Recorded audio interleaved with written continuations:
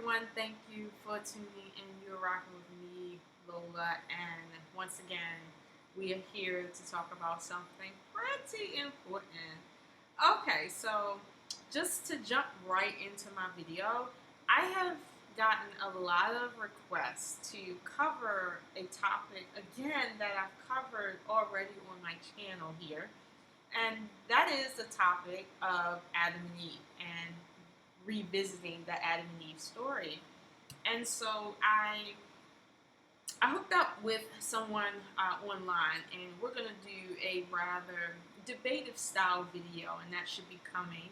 But I wanted to just drop in and give you guys just a little teaser on that because I mean I enjoyed the research. I enjoyed making the video, as you guys saw. I did get some pushback, but I expected that. Um, this time around, I guess it'll be much funner because I won't be restricting myself to just the the Bible for all intents and purposes. It will encompass pretty much all books, all religious books. There will be no hole that won't be overturned and the light shed in. So. Um, there will be no book that is off limits. So that is a good thing. But I want to get into just some of my topical thoughts about the revisiting of the Adam and Eve story. Just some key points, and I'll be going into it deeper in that debate. But here goes. The first issue I have with the revisiting of the Adam and Eve story is the fact that this story is being told from a Jewish or Hebraic perspective. And what we see generally is that every culture, their story, their creation story, involves them being the first race or the first people or the first tribe. Everybody is the first. Nobody has a story that pretty much says we're not the first. It was another group or something else. It's just everyone's square center.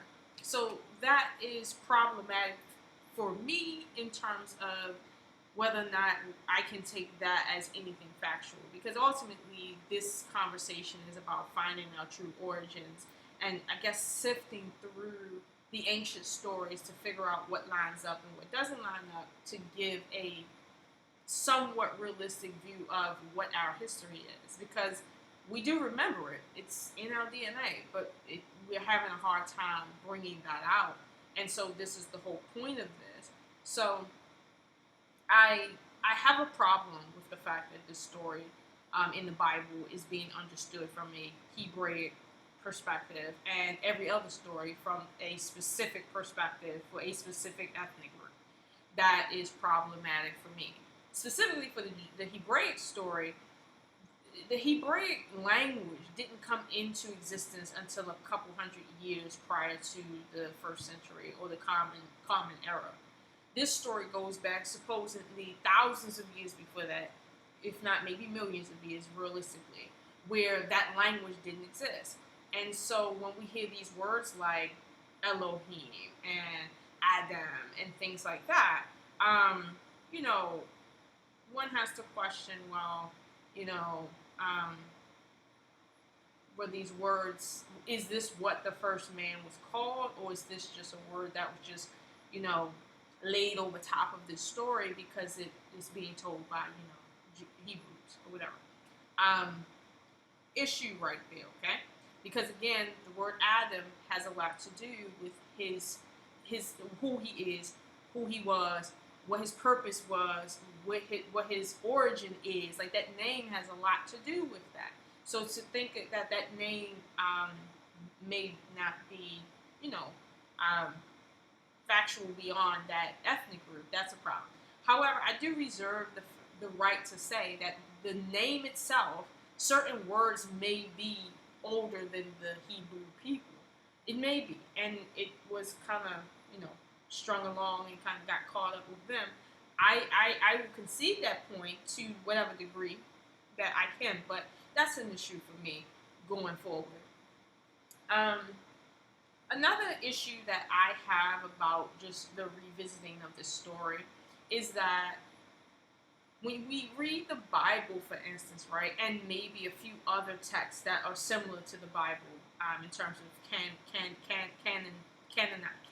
type books that were not, accepted in some Bibles and accepted in others. When we look at all of them, it seems that we have a basic story, right? But it's, how should I say this? It's not acceptable. Yeah, it's not acceptable. Meaning that there's a lot of different preconceived notions of reality of the world, and these different stories fit into each one of them differently based on what's acceptable. And what that says is whatever the truth is about our origins, we can never know because we're looking at this based on, well, what concepts is acceptable, what concepts is not acceptable in terms of, how we're going to understand this story. I've heard many explanations about the Adam and Eve story and the revisiting of it and the reinterpretation of it. And I find that when you interpret this story, it literally from the Bible, the way it was understood when it was first written, based on the meaning of the words and the culture at that time, you get a whole nother idea of what's going on. It's not even the same story. And I'll go more into this point a little further in the debate. But if you read the Bible carefully, it almost seems, if not does seem, that it's saying that the creator deity or the creator God that created all of reality didn't create mankind. Okay? Even when I was a child, I caught that little bit of a sentence, at least in the interpretation in English, where it suggested that the world already existed when God decided to, quote, create it. And it didn't exist in his mind. It literally just existed as a watery planet. Literally, like a watery planet. And there's so much of the Bible that is not there in terms of the story. Lots of chunks missing. One could concede that these is coincident, like it's like strange coincidental chunks missing, as to kind of just have you believe what they say and not put the story together correctly. But no matter what's conveniently missing, there's an issue with what is there. Okay. There's certain words that are used that when you understand it in the Hebrew language, it suggests that Yahweh is not, one, the only God, two, is not even the highest ranking God. When you read the Bible carefully based on what it actually is saying versus from your perspective of the fact that there's only one God and that God did everything. And let me say this, just briefly. The entity, the superconsciousness, what we understand as the all-pervading God that's everywhere and nowhere at the same time, the creator, whatever that is, we say that no matter what we create, it is a creation of God through us. Like, there's nothing that is in existence that is doing anything that is not God doing it, right? So when we took, the genetics of a wolf, and we mixed it down, and we got all these different, array of dogs. That was not, we don't interpret that as we created something that God didn't, right? Because of what we understand, or we're trying to understand God being. However, if we understood that we're not talking about the creator God or entity of all that exists, but an actual being that created something, right? Now we're in different territory. Okay, so if, let's take ourselves for instance. If, let's say we're talking about 6,000 years in the future, and they're talking about where dogs came from, right? Well, they would say, okay, wolves is one thing, dogs is another thing. Dogs didn't exist before a certain point. And if they go back far enough, they see that, okay, humans actually mixed together genetics and created this array of, animals. Whereas without their intervention, this would not happen. Whereas without this intervention, this wouldn't have happened. So, you know, this is what the Bible is highly suggesting, that Yahweh, the Elohim, are not the same thing, and these beings are actual beings, not one deity, not one all-pervading entity, that is existing throughout the universe in terms of a singular consciousness. That's not what we're talking about here. Not at all. We could argue theoretically that this super consciousness that we're thinking of is not the same concept that the writers of the Bible is talking about, because we don't think of the super consciousness of creation as a thing that can be jealous. Like, everything is happening because it wants it to happen. So what is it for it to be jealous of? Jealousy requires separation of things. It requires one to understand that it does not have. Thus, it must have something else that doesn't belong to it. And that's that feeling of jealousy. So when the Bible records, Yahweh saying that I'm a jealous Elohim, okay? What do we talk? What is an Elohim? Let's understand that, because come on, that's easy for us to understand, and we're simply viruses living on a rock when you really look at this universe from a macro perspective, and we understand that. So let's just be real. But move the idea forward. Okay, there's a lot of stories that have certain elements in it that are in each story. And no matter how the story is said, there's certain elements that are consistent throughout each story. And I plan on extracting those elements and seeing, well, what do we get when we extract these elements in terms of our history? Because it's not just about, the religious side of these books, right? It's about the historicity of them as well. The Bible obviously came later, so it's not that we don't have to listen to what's in the Bible, but we have to understand this is a later book that's based on other books prior to it, and so on and so forth. Even the Quran, right? It was, if I'm not mistaken, the last book to be revealed to mankind, if that's what you can call that. And even inside of it, it still has, as much as Muslims feel that book is separate from all the other books, in fact, and the other pagan, so quote-unquote pagan scriptures, that book only validates the pagan scriptures. It does. I know a lot of Muslims, and I'll go into this specifically because I don't want to talk about the Islamic tradition without being fair. But right now, I'm not going to go too far into it. However, I will say this. There's a lot of Muslims that believe that when we're talking about the divine council, right, that we're talking about angels.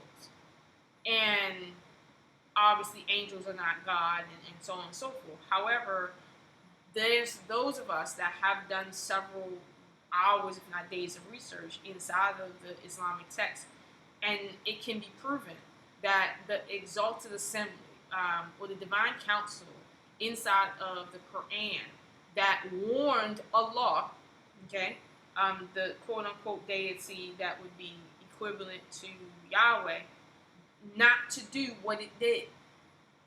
And, when we think about what the Quran says about angels and their not psychiatric, but their psychological ability to obey and not obey, and that being reserved for quote-unquote the jinn, this divine council cannot be made up of beings that don't have the capability to do what we're reading.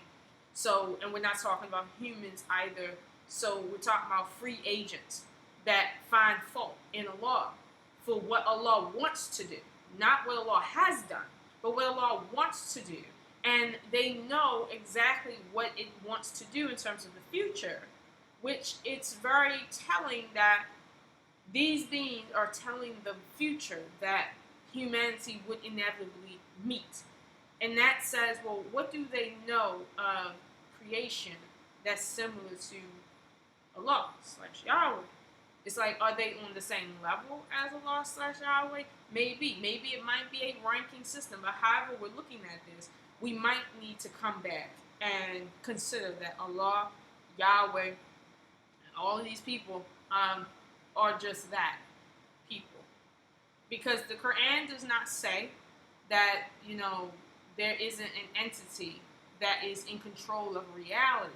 The Quran doesn't say that. However, the Quran is giving you a history of humanity that is eerily similar of histories told before, and it's not putting no cut on it. However, Muslims are reading this story from the context of the Christian mindset, just minus a few details, and they're extracting something from this book that this book literally is not saying, and they're just sounding like Christians with a spin. That's what it sounds like. And, listen, I will make my comments factual by presenting my evidence. This is not to, put Muslims down. I have a high regard for the Muslim community. I have a high regard for the Christian community. However, we're talking about the historicity of these books. We're talking about the actual origin of mankind, which is the largest enigma of this age right now. Like, where do we come from? One could argue that aside from all of these books and ancient stories, that just looking at us from a natural standpoint, right? There's nothing natural about our presence on this planet. Even the Africans, okay? When we really get down to it, there's nothing natural about us here. Granted, we have been able to survive here, but we can survive on other planets. But that does not mean that we are indigenous to those other planets, that those other planets created us or we came from that. Even though we can go there and survive, that's not what that means. And knowing that, in combination with everything that we're trying to figure out right now based on these ancient tales, we have to at least consider that our origins may be more sinister, may be more obscured, may be longer than what we might be willing to accept right now. And I want to just have that conversation, just to kind of put that out there and let everyone see what I'm seeing, and read how they're reading, and we just come to a conciseness to figure out, okay, where do we come from? So I'm not going to hold you guys anymore about that, but I did want to come and let you guys know that I have read the comments. I've gotten several emails. I've spoken to people on the phone. Yes. And I will be doing another follow-up video to that. It'll probably be a pre-recorded video with me and the other individual that I will be debating with. I'll see if this can happen live. If it can't, no worries, but I'm not monetized and I don't care about being monetized. I just like research and I like discovering new things. So there you have it. I hope you guys enjoyed the video. I hope that you will enjoy the debate, and I will definitely see you guys in the next video. Please take care, and I will see you guys then.